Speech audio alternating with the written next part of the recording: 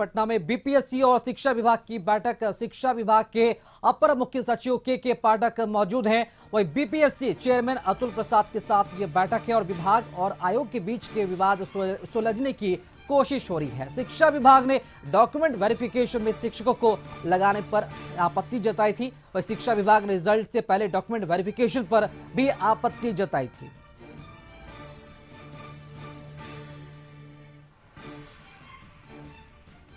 तो इस खबर पर अपडेट जानकारी देने के लिए संवाददाता आशुतोष जुड़ चुके हैं। आशुतोष, बीपीएससी और शिक्षा विभाग की बैठक चल रही है, अपर मुख्य सचिव के पाठक भी मौजूद है। जानना चाहेंगे इस बैठक को लेकर क्या अपडेट जानकारी मिल पा रही है?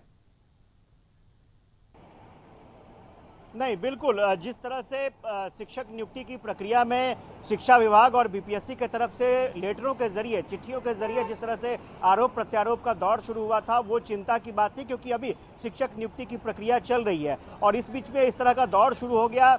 चिंता स्वाभाविक थी। इस वक्त हम लोग बीपीएससी ऑफिस में हैं और अंदर की बात करें तो अंदर में शिक्षा विभाग के अपर मुख्य सचिव के पाठक मौजूद हैं और बीपीएससी के चेयरमैन के साथ उनकी मीटिंग हो रही है। दरअसल मुख्यमंत्री नीतीश कुमार के साथ भी के पाठक की बैठक हुई थी। शिक्षा मंत्री खुद कल पहुंचे थे और उस बैठक के बाद शायद मुख्यमंत्री ने ये निर्देश दिया के पाठक को कि आप जाकर के बीपीएससी चेयरमैन से मुलाकात करें और कोई बीच का रास्ता निकाला जाए, क्योंकि बीपीएससी के पास किसी भी एग्ज़ाम को लेकर के खासतौर से अगर शिक्षक नियुक्ति की बात करें तो इतने बड़े पैमाने पर यहाँ पर अभ्यर्थियों की भर्ती होनी है, तो ऐसे में बीपीएससी के पास कोई बहुत ज़्यादा हैंड्स नहीं है। मजबूरी में शिक्षकों की आवश्यकता बीपीएससी को है ताकि वो डॉक्यूमेंट वेरिफिकेशन का काम शिक्षकों से करवा सके, लेकिन शिक्षा विभाग ने इस पर खुले तौर पर आपत्ति जताई थी।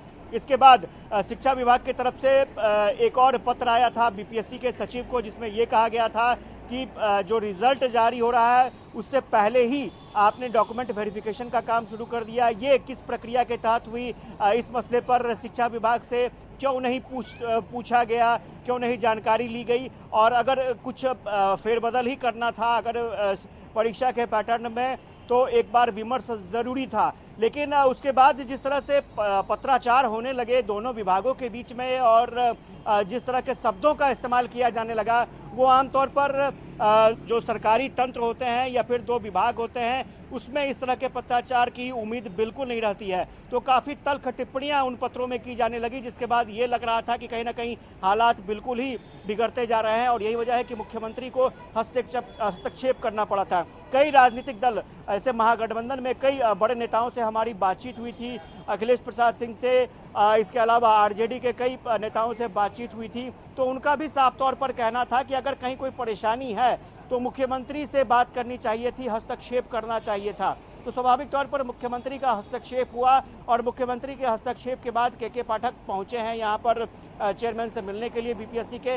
देखना दिलचस्प होगा कि क्या वाकई पूरे मामले को सुलझा लिया जाता है, क्योंकि अगर शिक्षक नियुक्ति प्रक्रिया की बात करें तो डॉक्यूमेंट वेरिफिकेशन एक बड़ा पहलू माना जा रहा है और ये भी माना जा रहा है कि डॉक्यूमेंट वेरिफिकेशन के बाद जो 11 से 12 के अभ्यर्थी होंगे उनका सिलेक्शन, ज़्यादातर अभ्यर्थियों का सिलेक्शन हो सकता है। इसके बाद आप आने वाले समय में अगर आप देखेंगे तो प्राइमरी टीचर्स जो हैं उनका डॉक्यूमेंट वेरिफिकेशन होना है और उसमें जो अभ्यर्थी हैं उनकी संख्या लाखों में है। तो स्वाभाविक तौर पर बीपीएससी के पास विकल्प बहुत कम है कि किन लोगों को डॉक्यूमेंट वेरिफिकेशन में इस्तेमाल किया जाए ताकि बेहतर तरीके से, पारदर्शी तरीके से ये प्रक्रिया जो पूरी हो जाए। क्योंकि आपने देखा होगा कि जिस तरह से एग्ज़ाम हुआ तो हर जगह बीपीएससी की तारीफ हो रही थी, लेकिन डॉक्यूमेंट वेरिफिकेशन को लेकर के कई तरह के संशय, कई तरह के सवाल उठ रहे थे।